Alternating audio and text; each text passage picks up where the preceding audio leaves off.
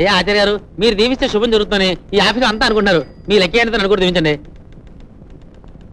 శుభాయుష్మాన్ భవ. ఇదిగోండి దక్షిణ. థ్యాంక్స్ రా. ఈ డబ్బులతో బంపర్లాంటి ఇక్కడ కొనుక్కుంటారు. ఫారెన్ లో కప్లింగ్ మీద దడదడా, లండన్ లో లేడీస్ చుట్టం ఎలా ఉంటుందా?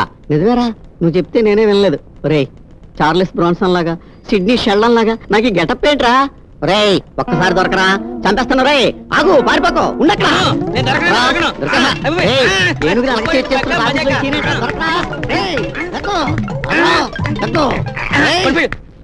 ఇంకా నయం, ఆ తైలో నేను వాడుంటే నా తల అంతేనేమో.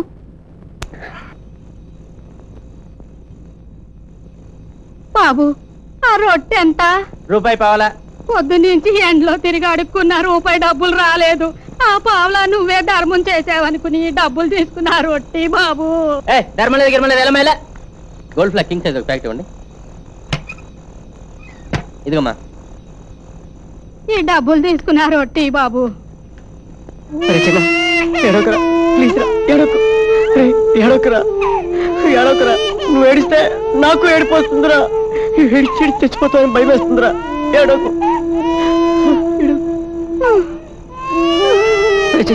నీ పొట్టంత తెలుసా బెత్తుడు, మరి నా పొట్టంత తెలుసా జానుడు.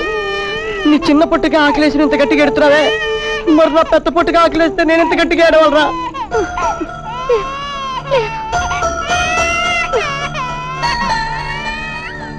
అర్చన ఇక్కడ కూర్చో. ఇప్పుడైతే సరే ఇక్కడే ఉండు. బాబు, ఈ రొట్టె తీసుకుని నా డబ్బులు నాకు ఇచ్చే బాబు. కుదరదమ్మా, కుదరదు. బాబు, నీకెంతైనా పుణ్యం ఉంటుంది, నా డబ్బులు నాకు ఇచ్చే బాబు. చిచి, నీ కమ్మడం నాదమ్మా, బుద్ధి తక్కువ. ఎల్లమ్మా ఎలా. పిల్లడు ఆకలితో గల్లే ఆడిపోతాడు. ఒక 2 రూపాయలు ఉంటే హెల్ప్ చేయండి సార్, పాల్కొని పట్టిస్తాను సార్, ప్లీజ్ సార్. ఎరా పిల్లల్ని అడ్డం పెట్టుకుని డబ్బులు దండుకోవాలనుకుంటున్నావా? నీలాంటి వాళ్ళ మాటలకు జాలిపడి ధర్మం చేస్తే కొన్నాళ్ళకి మేము కూడా నీలాగా తయారవుతాం రా. సార్ పోతులా ఉన్నావు, పోయి ఏదైనా పని చేసుకోవచ్చు కదా. సార్ ఒక్క 2 రూపాయలు సార్, ప్లీజ్. Only 20 sir. చిన్న సార్, ఆకలితో బాధపడతాను సార్. సార్ బాబు, ఏమ్మా, ఈ డబ్బులు తీసుకుని ఈ గ్లాసులో కాసిన పాలు పోయి బాబు.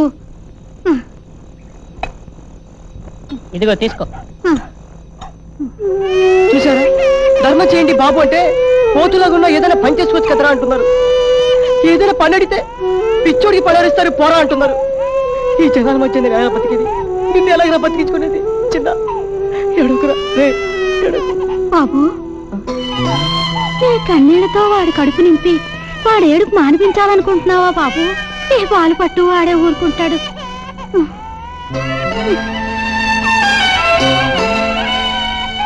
నాకెందుకు బాబు దండం? తాలిపోయే వయసు నాది. మీరంతా 10 కాలాల పాటు పచ్చగా ఉంటే అంతే చాలు.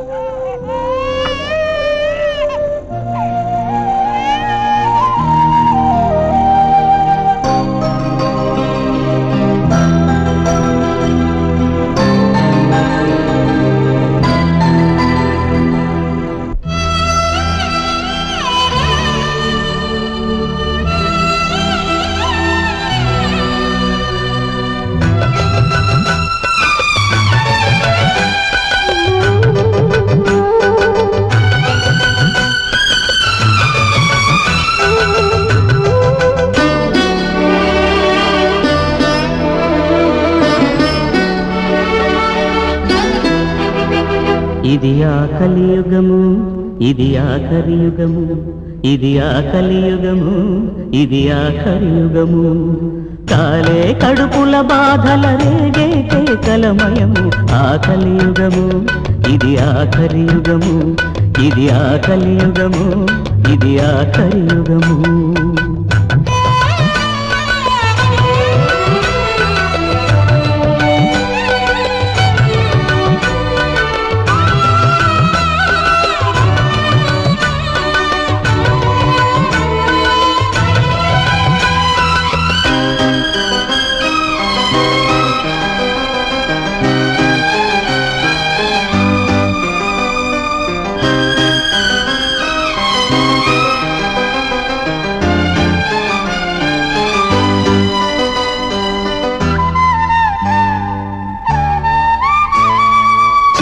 జీవితాన ఇక రాదు వెలుగు నాన్న, పాలు నోచుకొని కన్నా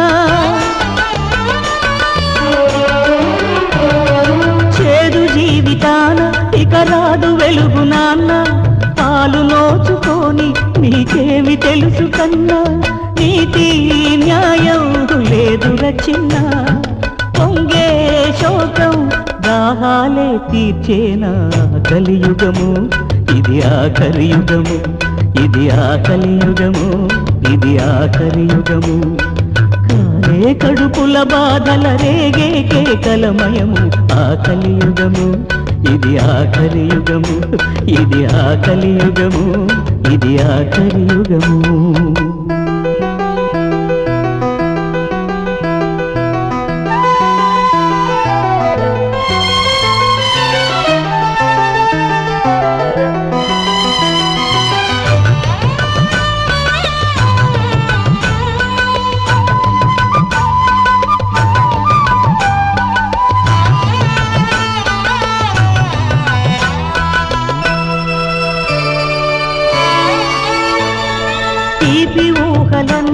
అణగారిపోయినాయి విలువైన బ్రతుకులన్నీ చేజారిపోయినాయి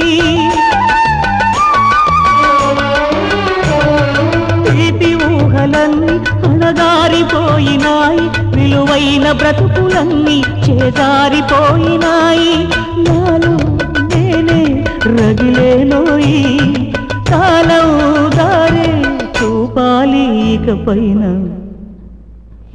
ఇది ఆకలి యుగము ఇది ఆఖరి యుగము ఇది ఆకలి యుగము ఇది ఆఖరి యుగము కాలే కడుపుల బాధల రేగే కేకలమయము ఆకలి యుగము ఇది ఆఖరి యుగము ఇది ఆకలి యుగము ఇది ఆఖరి యుగము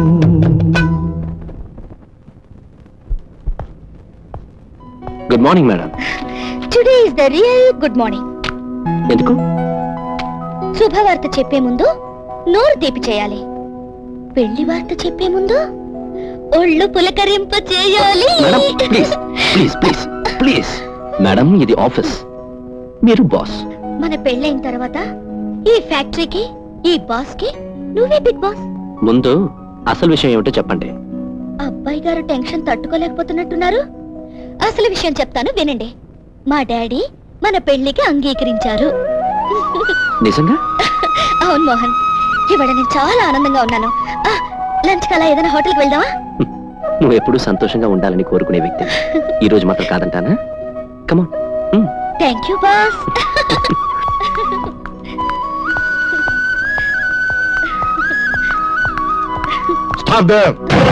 అందరూ సరిగ్గా వినండి. ఈ రోజు నుంచి మోహన్ ఉద్యోగంలోంచి తీసేస్తున్నాను.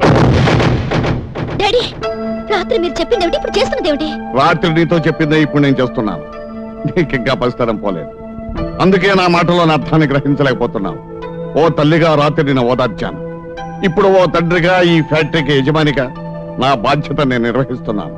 అంటే తల్లిగా ఇచ్చిన మాటను తండ్రిగా తప్పటమేనా మీ బాధ్యత? చూడమ్మా, తల్లి పిల్లల్ని ప్రేమిస్తుంది, కానీ తన కళ్ళ ముందు కనిపించే దాని గురించే ఆలోచిస్తుంది. తండ్రి బిడ్డల్ని క్రమశిక్షణలో పెడుతూ తనకు కనిపించని వాళ్ళ భవిష్యత్తును గురించి ఆలోచిస్తూ ఉంటాడు. అందుకేనేమో పిల్లలు తల్లిని ప్రేమించినంత ఇదిగా తండ్రిని అర్థం చేసుకోలేరు. సార్, రోడ్డు మీద తిరిగేవాడిని తీసుకొచ్చి ఈ ఉద్యోగం ఇచ్చారు. దానికి నేను ఎప్పుడు మీకు రుణపడి ఉంటాను. మీ అమ్మాయిని మనస్ఫూర్తిగా ప్రేమించాలని ఒప్పుకుంటాను సార్. కానీ మీ పరువు ప్రతిష్టల్ని పాడు చేయాలని ఆలోచన కానీ, మీ ఆస్తికంతటికి అధికారిని కావాలనే అభిప్రాయం కానీ నాకు లేవు. ఈ విషయాన్ని మీరు నమ్మితే నమ్మకమైన వాడిగా మీ దగ్గర ఉంటాను. నమ్మకపోతే మోసగాడిననే మాట నన్ను తుట్టు రాసుకొని బయటికి పోతాను. నాలో తప్పుంటే నన్ను క్షమించండి సార్. ప్రేమించడం నేరం కాదు, మనసులు ముడేసుకోవడం పాపము కాదు. చెయ్యని నేరానికి పాపానికి ప్రేమంటే అర్థం తెలియని వాళ్ల ముందు తల వంచుకోవాల్సిన అవసరం లేదు. ఊహ, నా నిజాయితీని రుజువు చేసుకోవాల్సిన బాధ్యత నా మీదుంది. అందుకే ఈయన పాదాల దగ్గర నా శిరస్సు ఉంచుతున్నాను. శీఘ్రమేవ కళ్యాణ ప్రాప్తిరస్తు. చూడమ్మా, నేను కూడా మీ అమ్మను ప్రేమించే పెళ్లి చేసుకున్నాను. నీ మనసు నాకు తెలుసు, మరి అబ్బాయి మనసు కూడా తెలుసుకోవాలి కదా. అందుకే ఈ నాటకం ఆడాను. చూడు బాబు, నిన్ను ఈ ఉద్యోగంలోంచి ఎందుకు తీసేస్తున్నానో తెలుసు.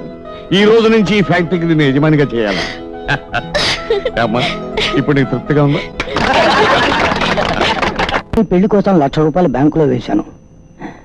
మేనల్లుడు అనే అభిమానంతో ఆ 1,00,000 నీకు ఇస్తే నా కూతురు శాశ్వతంగా నా ఇంట్లో ఉండిపోవాల్సి వస్తుందిరా. నా కూతురు నువ్వు పెళ్లి చేసుకుంటానంటే ఆ 1,00,000 రూపాయలు నీకు ఇవ్వడానికి